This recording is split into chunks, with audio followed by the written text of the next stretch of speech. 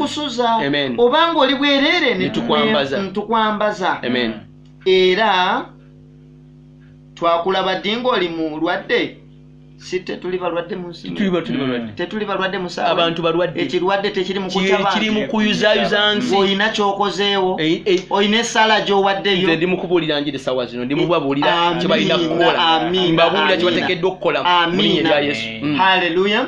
Kati bw'olengera ekintu ekifaanaganako bwe kiti twakulaba ddi ng'oli bwerere twakulaba ddi ng'oli mulwadde twakulaba ddi kale ye kabaka n'abagamba laba ti bwe mwabikolera oyo abasinga obuto abyetaaga mazima ddala mwabikolera nze kolera Katonda. Wuliriza mbadde ku basumba nvuddeyo kati nzize ku bagaga waliwo abagaga b'eggwanga lino mwakola n'ekibiina kwagalana bagagga kwagalana mazima ddala mwekuŋŋaanye kati kino ekigambo nga kikutuuseeko sebo gwali mu gurupu y'abakwagalana nga kikutuuseko yesaawa obadde weemulisa muzikiraabu ne weemulisa wali ne weemulisa wano bagagga bakoze kino yesaawa muliise ku ggwanga muliriise balabe obugagga omwe muyina bwe munaaba mubawadde abantu mujja kuba muwadde Kristo Yesu omwana wa Katonda omulamu. Amen. Kati lwaki tetubaweereza yawandiikibwa kwenenya? Amen. Kale bw'obikula Bayibuli yo mu Luka essula ya 13 tugenda kulaba mu olunyiri lwa 3. Amen.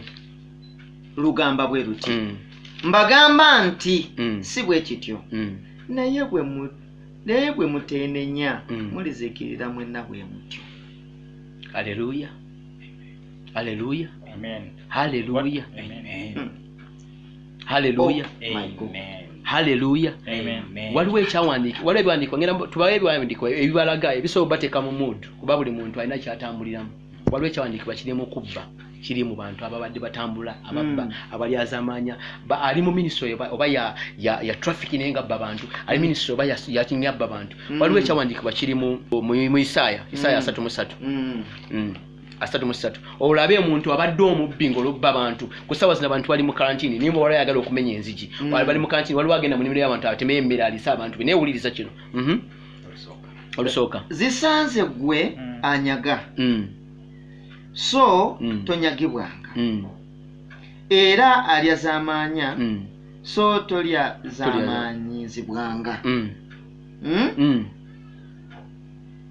Bw'olireka okunyaga n'olyoka onyagibwa era bw'olimalira ddala okulya z'amaanyi ne balyoka bakulya z'amaanyi. Amazima gali nti akaseera kano twagala obbabuulira nti mubadde muli eyo nga mubba munyaga muli az'amaanya akaseera ak'okuzaayo ebintu byemwabba keekano byemwabba abantu babba omuntu wabba wali az'amaanya abeera musaafu tagifuluma bamala okubba nga bamubba bamala okulya az'amaanya nga muli az'amaanya obadde obuuza bizinesi zange bazikuba buli enjira bwe nti ate ne banzika obbibwa lwakubanga obadde onyaga olyazamanyizibwa kubanga naawe olyazamanya banno wenenya okulyazaamanya n'okubba ogenda kulaakulana okuva mu mbeera eno onoogenda okufuluma okutandika okukola nga buli kyokwatako kiraba omukisa.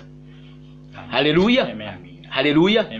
Haleluya. Kati njagala ogendeko ku kikwatagana ku busamize n'obukabakaba n'obwenzi kuba n'obwenzi nabwo bwennyini butukuba. Mukama yeebazibwe. Amiina. Nakyo kino kibasomere kiri mu Abefeso 5:5 mpaka ku 9.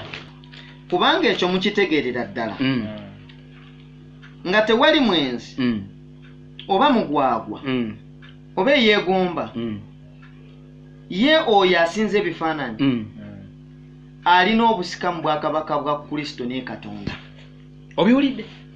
Tuli mu mayumba gaffe naye nga tuli bagwagwa tuli benzi tuli balimba tusinze ebifaananyi bo bwe tubadde twogerako bwe buli mayumba gaffe obwakabaka Katonda bunajjadde mu nnyumba yo bunajjadde eri obulamu bwo genda maaso omuntu yenna tabalimbanga n'ebigambo ebitaliimu kubanga olw'obusungu bwa Katonda bujja ku baana abatawulira.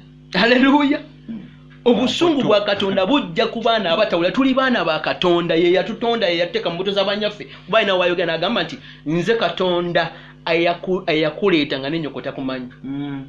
kitegeeza kumanyi nnyo n'okukirawo n'ebyokola bimuleeta okunyiiga n'asunguwala embooko nevuga ebindwadde ne zituluma tuli mu karantini ne lwa bubi bwaffe genda mu maaso kale temusanga kimu nabo kubanga edda mwali kizikiza naye kaakano muli mu musana mu mukama waffe mutambule ng'abaana b'omusana kubanga ebibala eby'omusana biri mu bulungi bwonna n'obutuukirivu n'amazima. Haleluya. N'amazima n'obutuukirivu n'amazima. Ensonga y'amazima y'amaanyi nnyo wano. Haleluya. Wano mu ggwanga ensonga y'amazima nnyo kubanga eggwanga liryange lyazimbibwa kulimba liringanga bajjajjaffe eggwanga lyaffe teryazimbibwa ku bulimba kubanga ligamba motto yalyo egamba for God and my country naye Katonda n'ensi yaffe. Kakati tusoose bigenda okyuka bikyuka bukyusi bikyuse bukyusi olw'olubuto lwange tetwali bwe tutyo for God and my stomach. Haleluya.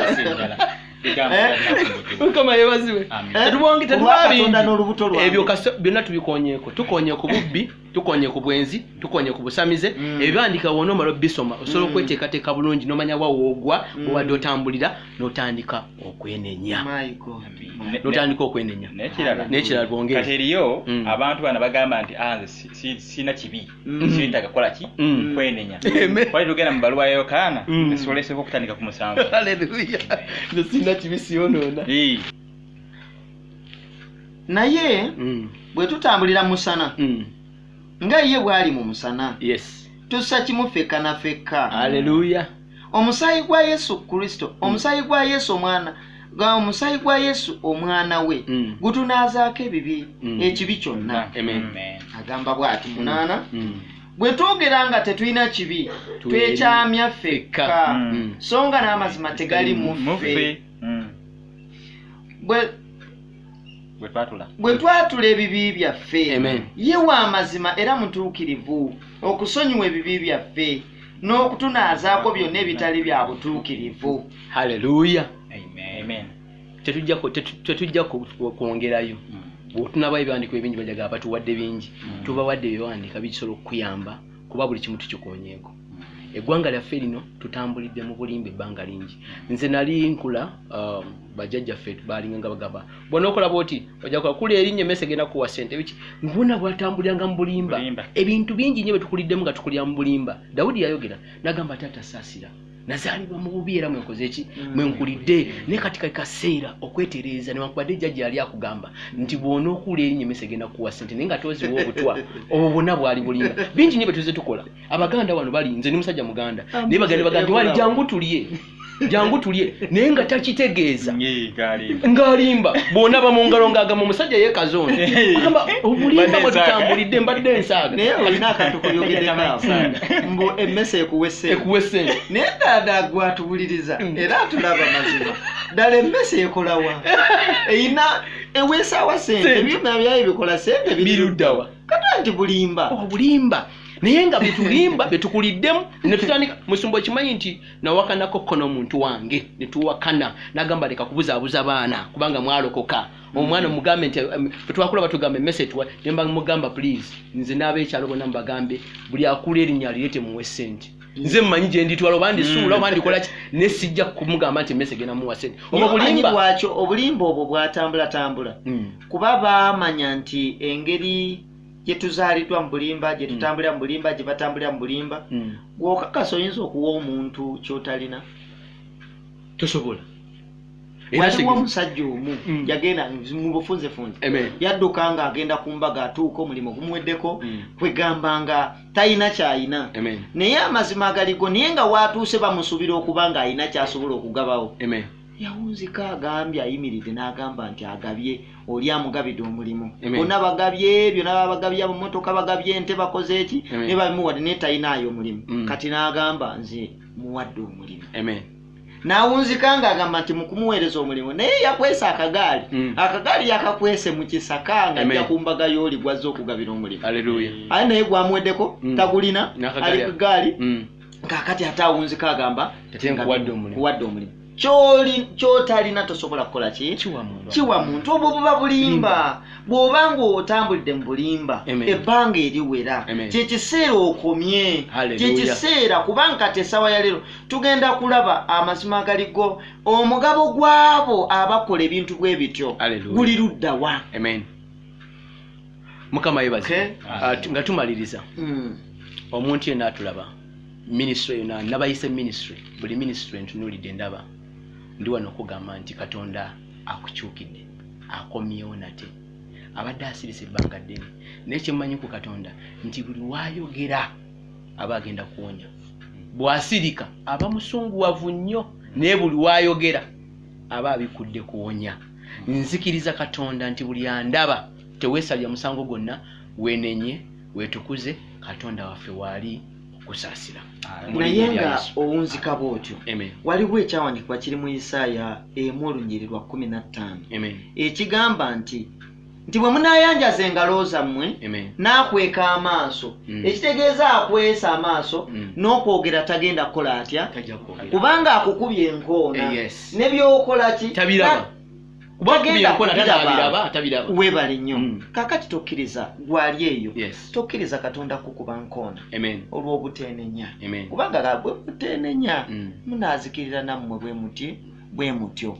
Kakati weenenye ekitiibwa kya Katonda kirabisibwe kale weenenye omukono gwa Katonda ogutali mumpi gusobole okutuuka gy'oli mu famire yo mu ministry yo mu maka mu mbeera yonna gy'olimu bwenga omuntu sekinoomu kale amazima ddala kolera ddala ng'ekigambo kya Katonda bwe kigamba. Haleluya. Tusigadde Musumba Musa Mayengo, Apostle Daniel Kigundu, Richard Mwaganya nange Asimwe Tito. Amasimu gaffe wegali awo ku Facebook ogenda tulaba ku Facebook kwetuli ku YouTube kwetuli ne WhatsApp group tujja kuteeka kono botuwadde namba yo tujja kuteeka kutusabire wamu ffe tetusaba bimu bya 10 tetusaba haleluya ebimu bya 10 babitwala mu yeekaalu ne ffe tetubisaba ffe tuzze kubuulira amazima ga Katonda gajja kuyamba olokoke otegere Katonda otambule naye amazima tukuŋŋaanyiza nnyo ne kusawa zino goyita aganze oba oli awo nja kuyita nkuguleyo n'ekyemisana mukama guwa mukisa. Haleluya. Amen. Haleluya. Amen. Ya ayetaga okulokoka nga bulijjo tetusobola butakwatisa ddamu ebigambo bino gamba ayi Yesu nkwebaza bampadde ekisa nenyiga button nempuliriza ebigambo bino ompadde ekisa nempuliriza ne muganda wange nga tulaba ku internet nga tulaba ku simu ye nga mpuliriza ebigambo bye ompadde ekisa mbadde mu taxi nempuliriza ebigambo bino ompadde ekisa mbadde mu motoka nempuliriza ebigambo bino nkwebaza Mukama naye nga wembiwulidde nkusaba kabaka nange onsaasire nange nteeka ku layini eyo nange nfukumula omutima gwange gy'oli ngufukumula Mukama onsaasire nsonyiwe ebibi by'abajjajjange ebyabakitange ebyange nsumulula omponye nve mu kikoligo ekyo nziwandukula amanya gange mu kitabo ky'okufa ogawandiike mu ky'obulamu ekikyo eky'omuggulu Kristo Yesu nange njatula n'akamwa kange ndokose ndi mulokole negaana ebikolwa by'abajjajjange byonna nyingidde mu nnyumba nange kati neyita mwana mu nnyumba ya Yesu Kristo mwana wa Katonda omulamu. Amen. Haleluya. Amen. Kati gwakoze bw'otyo mazima ddala ebigambo ebyo birungi nnyo gwakikoze bw'otyo mazima ddala kati oli ku ggye lya Katonda oli ku ggye lya Katonda mazima ddala kati awo osobola obeera mukakafu ddala nti buli kyonaakola kyonna oba weenenyeza oba okoze eki ogenze mu maaso Katonda omukono gwe gugenda tandika okukulwanirira.